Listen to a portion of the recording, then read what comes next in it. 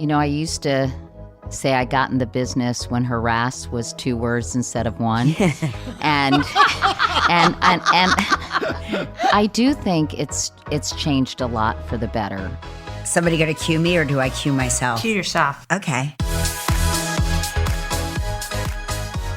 Hey everybody, it's another episode of Let's Talk Off Camera. So let's get talking today. We have the one and only Katie Couric here. Yay! Wow. Before we get to Katie, I want to say hi to Albert and Jan. Hi. Albert, Jan. Very excited about today. I know. And I want to get to her right away, but we have to discuss Succession because I Yes. haven't seen you since the last episode. Jan, are you caught up? I'm one behind right now. I'm one behind. I know. It was a long week. Yes, it was a long week. But We had a very long week. yeah, it's unbelievable. I'm so sad this thing is ending. Me too. I'm in denial. And we were shooting a game show, Oh, yes.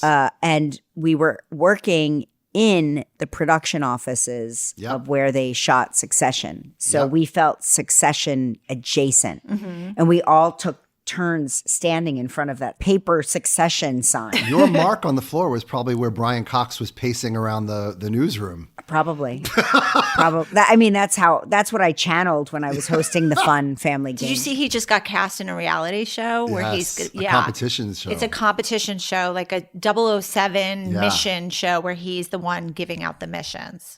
Oh my gosh, I that's know. genius. It's great. I know. I hope he is getting a shit ton of money for that. I really do. This Succession, and I'm curious if Katie watches Succession, but it's loosely based on the Murdoch family. Yeah. And, I don't know anything about the Murdochs at all. I just know Wendy Murdoch, who is a good time Charlie, if ever there was one. But you said you went to school with Yes. a Murdoch. Which one? I went to school with James Murdoch. We went to Horace Mann together. I went to high school with him. So it was like 1988 to 91. Okay. He was, and I guess Kendall is based on him. Okay. He was super smart and it was fascinating. Like, we never saw his parents ever. There was never a hint of his parents, but he would get dropped off and picked up in a beat up station wagon Oh my God. every day to school. Like, he dressed like a bum. Like, it was the time where grungy clothes was in style. Right. We all dress like You just had no bums. sense that he was anything, that his family had all this money. We knew because we would go to his house, which overlooked the Guggenheim Museum. My God. Oh, did you go there to like get stoned and stuff?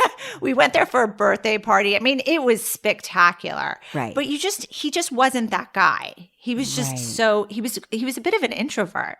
So it's funny that Kendall's based on him because I don't know much about what happened to him post high school, but I'm assuming a lot of that had to be post high school. And where is he in the chain, in the food chain? He's actually the younger son because Lachlan's older. Okay. He was the youngest one. He went to Harvard. He ended up dropping out to start like this music label with some of his high school friends. Oh, just Yeah. like, well, Ruckus Records, I think it was called. Ruckus Records? Yeah. Oh, my God. I think that's what it was called. Kelly, Well, you have to okay. watch the documentary series about the Murdochs. On So- CNN? Yeah, so you Yeah. can learn all about them. Yes, I'm obsessed with Succession. I watch it. Good, Welcome, I Katie. love it. Although I have to say, I'm ready for it to end. I feel like none of the characters have any redeeming qualities, really.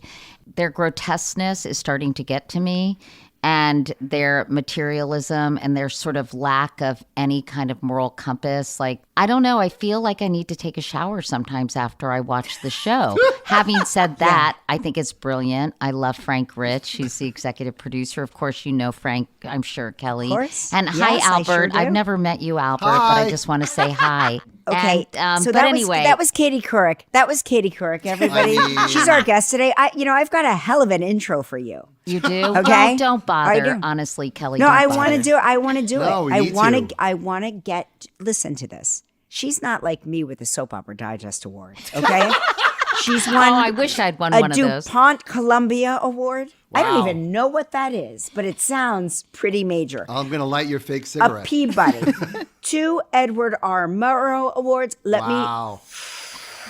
I'm taking a drag on my fake cigarette. a Walter Cronkite Award, a Cronky as I like to call them, multiple Emmy Awards. She was twice named Time Magazine's 100 Most Influential People.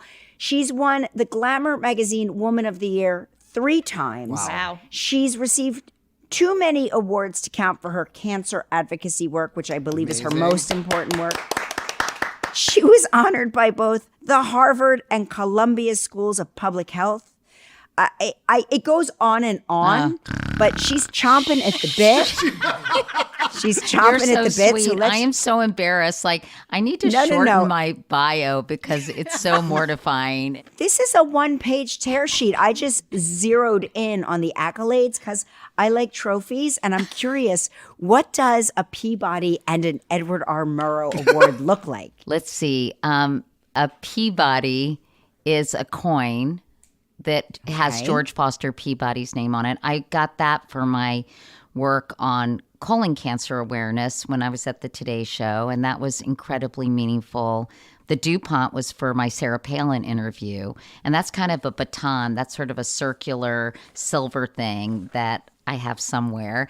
It was special because the producer, Brian Goldsmith, who really helped me with my Sarah Palin preparation work and the interview itself, we worked for several days in the library in my apartment. It was painted red. This is my old apartment. We called it the Red Room of Pain. And we were working our asses off. And then I got a DuPont. And so I got one for Brian, too. And I think I gave it to him as a wedding present, which was really nice. I think the ones that have meant the most to me, as you can imagine, are my awards from, I think I got a big award from the American Cancer Society quite a while ago. It was a very fancy to do. And then I also got those awards from those schools of public health. And you got the awards for the American Cancer Society and the American Association of Cancer Research. Yes. And we work very closely. In addition to the Harvard and Columbia. Yeah. I mean, it's like nobody does more to spread awareness about cancer research and cancer fundraising than you.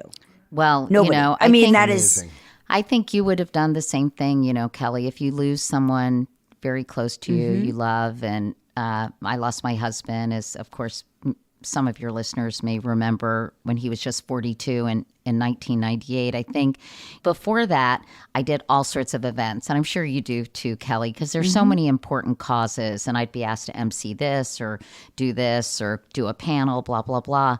But after I experienced those 9 months of Jay's illness and his subsequent death, and then my sister just a couple years later was diagnosed with stage 4 pancreatic cancer, I found that I could not focus my time and energy on anything else but educating people about cancer prevention and then raising funds for cancer research, because I think a person is diagnosed with cancer every single minute in this country. And, it's such a vexing disease, and it's such a panoply of diseases. It's not one disease. It's so many different diseases and so many different biologies. So the idea that I've contributed in some way, shape, or form to awareness, to cancer research with Stand Up to Cancer and with my colon cancer work, it is so gratifying for me. So those awards have been particularly special because they honored my husband and my sister more than me, really. I'm thinking about you. You had 2 little girls at the time. You have this young husband, then to lose your sister. And then, gosh, I saw you last summer, and you sort of whispered in my ear at this event that you had just been diagnosed with breast cancer and you had just had surgery that day, and I couldn't believe that you were at this event. I don't think it was that day, but it must have been maybe just a week or so afterwards. I didn't, by the way, do that to many people. I don't know, Kelly, what you do to me, but I had this overwhelming desire to tell you. I don't know why. I don't know. I just said, hey, I just had a lumpectomy. And, I was actually pretty uncomfortable at that party. And I know. It was sort of hot, and I had this scar under my arm where they had removed some lymph nodes. And that was crazy. That was a crazy experience. I was diagnosed on my anniversary to my husband, John. It was June 21st, and the doctor called and said, it's cancer. But she assured me right away, you're going to be fine. We're going to remove it. And she was pretty optimistic from the get-go, I think, just from where the cancer was located, how big the tumor was, that it was manageable and treatable and, in fact, curable. And I was just so grateful that it was detected so early, because I know better than anyone what happens when cancer isn't detected early. That is when it becomes such a difficult battle. And I saw that firsthand with Jay and Emily. So I just felt, thank God I have access to good health care. Thank God that I got an ultrasound in addition to a mammogram, because I have dense breasts, like 45% of women 40 and over. And often a mammogram isn't sufficient for detecting any kind of abnormality. So honestly, I was so grateful and appreciative. And I know so well, Kelly, that that's not the case for so many people. And I lived it, and I think about them all the time. It's interesting on two fronts, because number one, I also have to get sonogrammed every time I get a mammogram, because I too, with I like to call them my 32 AA longs, as tiny and as insignificant as my painting a breasts are. picture I cannot unsee. Yeah. They actually said to me, they're like, you have dense breast tissue. And I said, how is that possible? I don't even have tissue. I mean, forget dense, but apparently size doesn't matter when it comes to the density of your breast tissue. No, it's true. And one of the exciting things for me with my experience is I've been able to educate the public about this, because I think women's health is often neglected, and there's a long history of that, and women not being included in clinical trials, et cetera, and there was just such little awareness of the issue of dense breasts. So I'm really happy that I've been able to take my own experience, which is just, I think, my natural go-to coping mechanism, because when you have the potential to arm people with information, and I know you feel the same way, Kelly, that could potentially save their lives. I mean, it's an awesome responsibility, but it's also an incredibly powerful and important thing that you can be doing. And talk about purpose, Yeah. I'm wondering how many people have come up to you personally and said, because of you, I went and I got screened and I found out that I had cancer, and I was able to catch it in time, and I was able to treat it in time. I'm sure too many to count. A lot of people come up to me, or they'll cry, or they'll write to me on Instagram, and I can't even explain the feeling I get when someone says that, because I don't want to necessarily be the recipient of their gratitude, or I don't want to be thanked. I just am so thrilled that they're healthy and they're going to be there for their families in a way that Jay couldn't, in a way that Emily couldn't, in a way that so many people have not been able to. So you've normalized the language around cancer discussions, truthfully. I say to people, hey, it's like that children's book, Everybody Poops. It's like, everybody poops. It's just part of our biology. We have to take care of our entire bodies. And, in the 50s, they wouldn't say breast cancer publicly. I often tell this story from The Emperor of All Maladies, which is by a doctor named Siddhartha Mukherjee.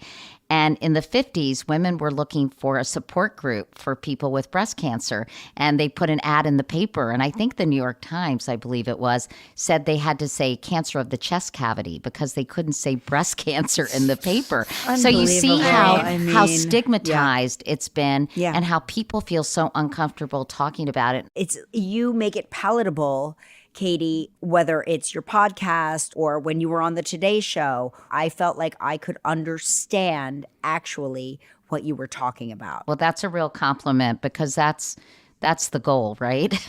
Yeah, it is. And it makes it less scary. Now, I know that Albert is chomping at the bit because he and I are both Italian. I don't know if you have any Italian in you. I don't, Katie, unfortunately. I wish I did. Okay, so Albert would say, 3 cancers. Or as you know, you read my book, my mom doesn't use the word cancer. She calls it you-know-what. Yeah. So if you get 3 you-know-whats in your family, then you have to get the bad eye off of you. Oh. So if you want, we can come over and if give you all want to do it, please. I mean, I have an evil eye bracelet that a friend of mine gave me. I should probably wear that. Wear that for now. But then Albert, he's going to send his cousin Vito, Father the priest. Vito. Father Vito will come over. He's a real Okay, priest. good. Yeah. Well, Albert, you have an open invitation. I want to pivot. I want to pivot for a second because you have been in the just ruthless business. Oh my God. Of Not as the ruthless as it is broadcast- now. It's blood sport. I want to talk about the recent firings that just happened. Sure. I mean, literally, it seemed to take both Tucker Carlson and Don Lemon by surprise. In your experience, is it really a surprise? Are people blindsided by firings? It depends on the circumstances. I don't think you can necessarily make a generalization. I think probably Tucker was more surprised than Don. I'm just surmising this. I have no insider information. I pretty much know Kelly, Albert, and Jan. Everything that you all have read, I have read. And I think there was probably more embarrassing things that would come out. Apparently some pretty gross communiques between Tucker Carlson and some of his coworkers. And, I did do an interview with a friend of ours named John Ellis. And John used to work for Fox News. He happened to marry John and I. And so I interviewed him. And he said, the anchors had outsized influence. And I said, it sounds like the inmates were running the asylum. Nobody was really pushing back on the anchors. And they had these little fiefdoms. And I guess Tucker had the biggest fiefdom of them all because he got the highest ratings. And he was sort of, even compared to Sean Hannity, I think, becoming a bigger star. And maybe they just wanted to send a message that, there are certain things that they have to follow. And I wonder if the head of Fox News, Suzanne Scott, and other anchors who perpetuated these lies, they were just lying to their viewers. I mean, it's really gross, but I do imagine that the audience, as John said, the audience is programming Fox News, not the other way around. And Correct, so right. they were so craven and so desperate for ratings and so desperate for holding on to viewers that they sold their souls. And whether Tucker Carlson, if you're repeating these venomous lies, I don't know. Do you start absorbing that? Do you start becoming that? Do you start believing it? And I don't know. But I hope, getting back to Succession and the real Murdoch family, when Rupert Murdoch dies, and he will, even though he doesn't think so, at some point his children, I think, will decide the fate of Fox News. I don't know exactly how it will work.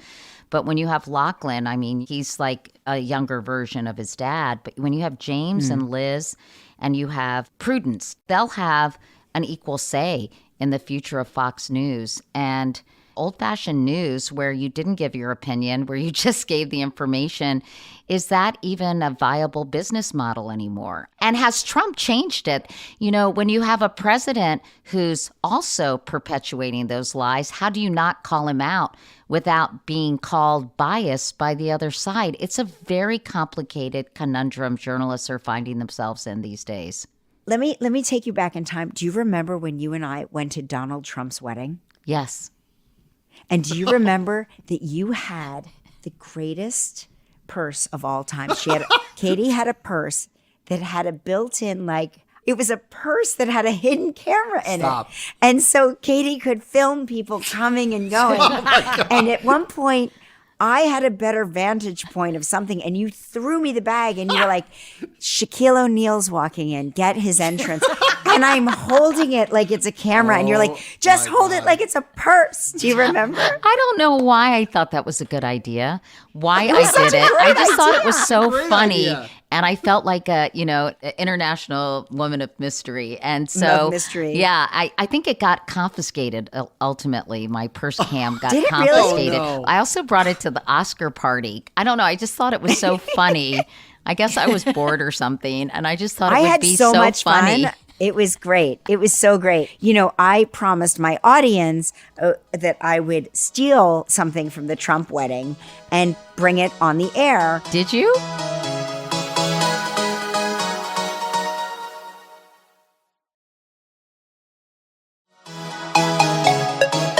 You know, I promised my audience that I would steal something from the Trump wedding and bring it on the air. I put all of my cutlery, like my gold gilded cutlery, and I wrapped it in the napkin. And then I displayed it on the air on Monday. That is thinking, so funny. Like, if, you know, Donald Trump has a problem, he'll, like, Regis will fly it back to him the next time he's at Mar-a-Lago or something. I remember that wedding being really boring. Yeah, it was so boring. It was so boring. Nobody danced. Nobody danced. I thought the ceremony was beautiful. I mean, the church I remember being really pretty. Yeah. And she was Melania really pretty. Melania was really, breathtaking, like, and regal looking. But yeah. but I remember feeling like this just is not a fun wedding. No, there was no like, where's the DJ? What's happening? Where's Right? the music? Yeah, and there were so many famous people there. It was like so interesting to me to see like the diversity of the guest list. Let's put it that way. Yeah, I'm trying You to had remember. your Can you daytime remember division. who was there? I remember Heidi Klum was there. Simon Cowell was there. Hillary Clinton was there. Hillary Clinton was there. Was Bill Clinton there? Bill Clinton was there. Claudia Cohen was there because she took me over to meet Hillary Clinton. Mm-hmm. She would say, "Do you want to meet so-and-so?" And I would say yes. And I thought she knew them. But then I realized that she was like a conduit to also meeting them at the like she was kinda like using you as using chum. me. Yes, as chum. So that's how we handled that. But I remember we were talking about the insurrection. And, you know, we don't really cover politics. We try to present more of a programming that's more fun and like a relief from all of the news our viewers at home had just And I think people consumed. really probably appreciate that because They it's just do. so They appreciate ubiquitous, you know? It's true. And a bunch of like trolls came onto my social media and they were like, "Weren't you at Trump's wedding?" People are so weird. I mean, let's be honest. so People weird. are so They are the weird. weirdest. I went to, and I wrote about this in my book, Kelly. As you know, I was invited by Peggy Siegel, who is a well-known Mm-hmm. publicist. She said, "Do you want to go to have dinner at the largest single-family home in Manhattan?" I thought, wow, that sounds interesting. She said, George I wanna see Stephanopoulos it. is coming, and it's a dinner in honor of Prince Andrew. Well, anyway. Who's not going to the that? wedding of Kate and William was going to be that spring. And I'm like, of course, my competitive juices start flowing. I'm like, wait, I don't want George Stephanopoulos to be schmoozing with Prince Andrew. I need to be there because I was Right, at right. CBS Yeah, at of the course, time. right. Like, Of I want an course. interview with Prince Andrew. So Yeah. I went. She told me at the last minute that it was Jeffrey Epstein. I remember Googling him and seeing something about a plea bargain in Florida. And I thought that's sort of sketchy. But obviously, you know, it had not been revealed what a sick, demented person he was. And I went and I had dinner and I left. And I still get people on Twitter and Instagram like, "Well, you're best friends with Jeffrey Epstein." And I'm like, "Ugh." Exactly. It's I'm so just like, crazy. shut up. Shut Shut up. I up. wish I could slap back the way my husband does because like he just does not care. But of course Yes. I care. And I care a little less than I used to what people think of me. But I wish I could just be like, "You don't know what you're talking about. Go away." But I try to mind my manners. I guess I've been taught to be a good girl, haven't we all? Even on social media, when people deserve to just be told, like, "You're an idiot. Go away and go back to your sewer, you creep." Right. It's funny. I used to clap back, and I was like quite brilliant at it. I bet you were. Not to brag. I'm Can you very be my good at clapper? clapping back. I can. I'm a great advocate for other people. But then I read this article. They say that real people, not bots, who leave negative comments on social media, not like "I didn't like this" or "I didn't like that," but people who say insane, distorted, hurtful, angry things on social media have something that's known as a dark triad personality. And it's literally people that are spewing what they detest in themselves at you. And once I was like, okay, I better stop clapping back because maybe Well, no, I'm that's revealing- true because I know Right. people. I'm revealing too much of myself. No, it's true. And I do think like people with certain psychological disorders actually thrive on negative feedback too, or even on any feedback. It actually fuels them. So I've had people in my life, that I've been told the best way is to completely ignore that negative force because, it doesn't provide the gas to keep them going on whatever strange trip they're on. Right. I just want to talk quickly about, you cover this somewhat in your #1 New York Times bestseller, Going There. Can't say it enough. It's being a woman in the entertainment industry. And I want to know how much you've seen change and what you've seen, unfortunately, stay the same in the years that you've been in the game. Gosh, well, I used to say I got in the business when harass was 2 words instead of 1. And and I do think it's changed a lot for the better. I graduated from college in 1979, so that's when I started working in television. There are many more women. They have climbed the ladder. There are more women behind the scenes in executive positions. I do think there's power in numbers. When I was on the Today Show, I remember when I was writing my book, I would look at a photo and it would be me, Gene Shalit, Willard Scott, Bryant Gumbel, and Matt Lauer. Yeah. And, Yeah. There just weren't that many positions for women. And now I think there are many more. And I think that there's a realization that oftentimes the audience is largely female, and that, of course, you think that something like Me Too would change everything because it was the Wild West for so many years. And I think the kinds of things that went on behind the scenes, it was just kind of accepted behavior by a lot of people in the business. I went to the Olympics to Lake Placid when I was a desk assistant for ABC News and thinking, wow, this is, a little Sodom and Gomorrah-ish or gonorrhea-ish. I mean, it was just very, and, just the kind of things that were going on behind the scenes. For better, for worse, I think for better, actually. It's just never been the way I've rolled. I don't want to dip my pen in the proverbial company ink. I like to have friendships and relationships, but, I just have always kept that separation between the personal and the professional. And it's really interesting because I have to get your thoughts on this NBC Universal CEO, Jeff Shell. Did you know him? You must have worked with him. No, he became the CEO, I believe, of NBC Universal in 2020. I had met him. Oh, wow. I saw him recently at, what is the well-known restaurant where all the celebrities go, Kelly, in L.A.? Craig's. I saw him recently at Craig's. I was with some friends and he was very pleasant. And honestly, that was stunning to me. That, first of all, that he didn't apologize to his family in a statement. That really made me sad. Like, after all that's happened, like, what?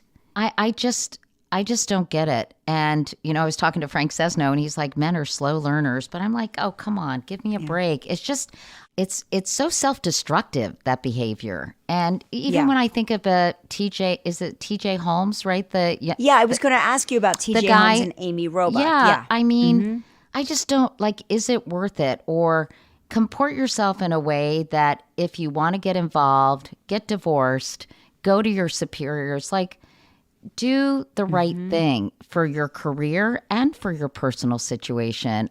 I don't know TJ. I know Amy a little bit, and I think she seems really nice and really talented. Yeah, she's great. Yeah. And, what do they say? The heart wants what the heart wants, or whatever that expression is. But it's just so strange. Now I'm working with Mark, so it's conceptually, I understand how these things happen because I met Mark at work. Right. That's how we met. We were working on a soap opera together. I remember. And you and your husband worked together at Katie Couric Media. But I think there is something different about a person in a position of prominence and power and a subordinate. I Oh, think of that's course. A very I think that's different something we learned as a result of women coming forward. The definition of consensual has changed. Even if they're two willing participants, if there's a power imbalance, who's to say it's truly consensual? Who's to say there isn't some kind of pressure? or fear of retribution. Fear, exactly, and all kinds of things. Or in some cases, a desire to advance. I think they're all different situations. But clearly, someone in a position of power cannot be involved in a sexual relationship with someone whose fate depends on said person. And so that's why I was just so shocked that Jeff Shell would do this. And what is it? Is it kind of the power dynamic? Are they so surrounded with yes people, they think the rules don't apply to them? It is hard. It's very heady being in an industry and being a quote unquote celebrity, whatever that means, and a public figure. And it does do weird things to your head. And you have got to kind of remind yourself that, you put your pants on the same way as everyone else and, Exactly. all those other things. But it just amazes me that a powerful executive like that would be so dumb. Hasn't learned from Right. these recent. Just be so it's- stupid and reckless. I think reckless is the word. You can see how it happens, but I think you have to be smart and disciplined and know that unless you tell your supervisor and unless you're not a direct report, that having a relationship with a colleague isn't cool. I agree with you. Jan is telling me, because I've not been on social media yet today, but she's telling me that there's a rumor that you're going to take that hour. Oh my God, that is so. that, It was on the radio. It was on the radio this morning when I was driving Oh, in. come on. So this shows you, Jan, this is so funny because it's absolutely rubbish. I mean, the fact that a radio station is repeating a British tabloid that is based on absolutely nothing shows you what's happened to media today. Not to everyone, obviously. There are a lot of incredibly it's talented and ethical journalists out there, but it can just take on a life of its own. And it it's does so take on a life of its frustrating. And I told that story in my book that Women's Wear Daily, the gossip column, said that this was 15 years ago, that I had a laparoscopic brow lift. I didn't even know what that was. And they called me and I said to the... I don't know what that is, and I'm pro plastic surgery. And I don't said know it what to the that PR is. person. I said, that's completely false. It's just not true. I don't even, it's just not true. And they printed it anyway. Next thing you know, it's everywhere. It was so infuriating to me because it just showed such a, maybe not malice, but a reckless disregard for the truth. And, it was a dumb thing. I think I actually, because my late husband was a lawyer at Williams and Conley in Washington, and I think I called one of his friends and I said, just on principle, kind of like Gwyneth Paltrow took that guy to trial, but just on principle, can you just write a letter to this publication and tell them that this is bullshit and I demand a retraction? So they called me and they said, they still insisted that they were right. I'm like, what? You're telling me? It's And I'm so telling you maddening. no. Right, So I it remember the is. correction being, I wanted to not take it too seriously because the whole thing was really just ridiculous. And I said I could think of a couple of things that could use lifting and my forehead isn't one of them. But Yeah, no, it's not true. Well, let me ask you this. We talked about Succession. Did you watch the morning show?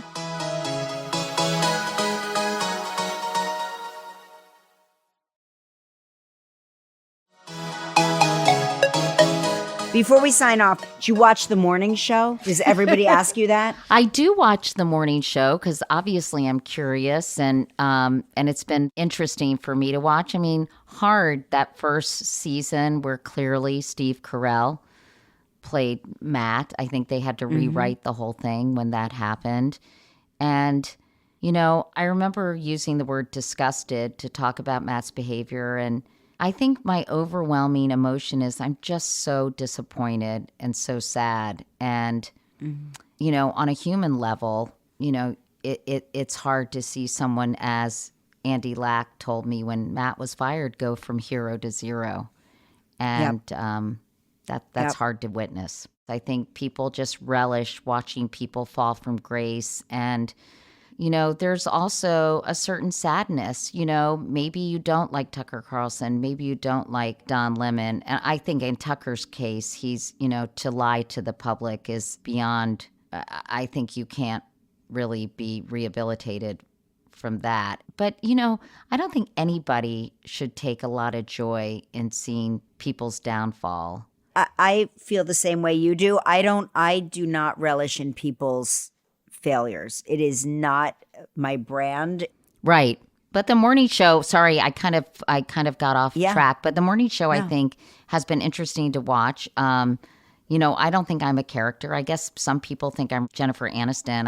I'd like to be Jennifer. I'd like to look like Jennifer I was Aniston going to ask does you, in jeans. did Jennifer Aniston call? Did she call you? Or No, did she say, no. Katie, tell me, what's it like? I think she might be a compilation, but I find it just interesting the way they deal with covering certain stories, the kind of atmosphere of the newsroom, at the control room, the personalities. I find it interesting. I think they probably would have been well served to have a consultant who actually worked at a morning show, but because I think some things they get and some things I think are quite just off don't get. tonally. Yes, But, right. Yep. It's been interesting. And I think people are fascinated. They're fascinated with pulling the curtain back and seeing that world. And, It's a fascinating world. I do watch it, and I'll continue to watch it. But I get addicted to all kinds of shows. I just finished The Last of Us. Oh, The Last of Us. I can't watch it. It scares me too much. I thought that was excellent. I tell you, if you watch episode 3, I think that was one of the most beautiful pieces of television I've seen in a long time. It is written and supposed acted to be incredible, yeah. so masterfully. I really think even if you don't watch the whole series, watch that because it's worth your time. Okay, I will. And then you need to watch Barry. Oh, I know. I love Bill Hader, and he's back together with Ali Wong. I didn't even know they were a couple, but I But you never have to watched watch Barry. Barry. I've been watching Beef, which is very Beef is weird. excellent. It's excellent, but watch Barry. They're short episodes. You can watch all. I think this is the 4th and final season. Everything is the 4th and final season. I will. I'll check I know out you have Barry. to go. You have to go because literally there's pop-ups, there's text messages, but I want to remind our podcasters to listen to your podcast Called Next Question. Next Question, which is such a great title for a podcast. And also, just while we're at it, shameless plug, if people could go to katiecouric.com, because I've got a whole wonderful team of people that we've assembled working very hard to do storytelling, to write pieces. We have a daily newsletter Monday through Saturday called Wake Up Call. You can sign up for that. We do a lot of news, a lot of health and wellness, pop culture, interesting stories. And follow me on social media where I also distribute the work that we're doing. And it's been so fun. And I love being the boss of me. I love being the boss of me, Kelly. Isn't it great? It's It is great, so right? great. And I'm really enjoying it. I love working with John. He's so smart and so savvy, and he's so great at business, which I am not. And it's been really a fun experience watching him and working with him, even though occasionally we do want to kill each other. How about you and Mark? Do you want to kill each other occasionally? Yeah, I mean, yes, but the great thing about our show is when we want to kill each other, we can do it right on TV, and it's like a safe space for both of us, and usually we'll let the audience in the room judge who's right and who's wrong. It's good That's television. so funny. And usually, I've got to tell you, 90%, would you say they'll side with me? I don't want to make it 90%, but it's a very female heavy audience, and so they get behind me really fast. Well, you guys are a great couple, and Thank you, as are you. Thank you. We should have a dinner. Let's have a dinner. we would have so much fun. Let's do that. Albert Guys, and Jan. Bring the purse with the camera in it. So we Oh, can that's a all good idea. I want to come. Bring your camera purse. Oh, I don't have I've it seen you make anymore. a- Who knows where that thing went? I've seen you make a cocktail on Instagram, Katie. I want to come. Yeah. Okay. All right, Albert, you're invited. You can get all the bad juju out of my family. We'll bring Father Father Vito Vito. is Father coming. Vito is coming too. Jan, you come too. You know, Jan never posts anything on social media, but then you posted my God. her and talked about her reading your book and what a great producer she is, which, by the way, she is. I utilize her like she's my own personal producer, but she's a producer across all aspects of the live show and my podcast. It's great when you And- have a person you can really trust and you know they'll always do a great job. There's nothing And like it. you see how hard she works. Yes. She is a worker. Yes. Yep. But when she posted that on her social media, we all, because we're monsters, where we Trolled were, me. we all reposted it and just said, "Sure, Jan." I'll post you anytime, Jan. Katie Couric, thank you so much for being here. We really appreciate it. This was so fun. Thank you all. So fun. Thank you. Well, what do you think about that? I mean, That was interesting. We could have done 7 hours with Yeah. Katie Couric. Yeah, there's so much. I just want to know everything. Her book is fascinating. Oh, you have to read her book. Yeah, it's both of your books. I thought that they were like roadmaps for women in this business. It gives you like a lot of pitfalls and and a lot of advice. And I think that both of them were great in that way. Well, thank you. Hers is a comprehensive manual in surviving literally everything. I remember watching her on September 11th when we were all terrified. We were all terrified. And I went from live to All My Children, and All My Children was still shooting. We still shot that day. It was bizarre. People were fleeing the city, then they shut down the bridges, and then people were sort of like wandering around. And after we were done, All My Children, we went up to Washington Heights to the De Los Reyes' house, and we sat there with them, with our kids. Lola was a baby. Our sons were 4 years old. We ordered pizza. I remember we ordered pizza. We were able to get pizza delivered, and we just watched the news coverage. And I watched Katie Couric on the air for 24 hours, maybe in a row, maybe longer. And I remember thinking, like, she has young kids.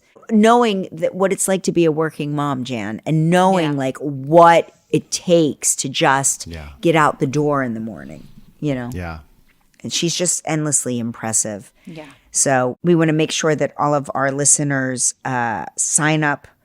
First of all, follow her on Instagram, subscribe to her daily newsletter, Wake Up Call, and don't forget to check out her podcast, Next Question. And speaking of podcasts, don't forget to follow us. If you like us, give us a 5-star review on Apple Podcasts. And if you don't like us, make sure you give us a 5-star review because they also register that.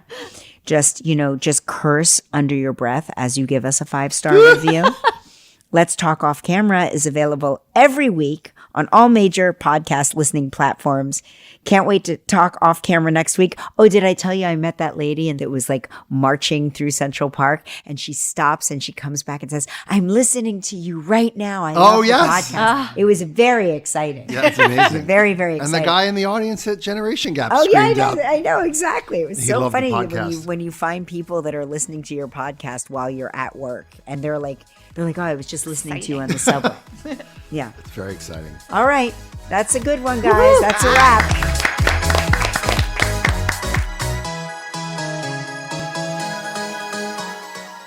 Let's Talk Off Camera with Kelly Ripa is a co-production of Melojo Productions and PRX Productions with help from Goat Rodeo. Our theme song is Follow Me from APM Music.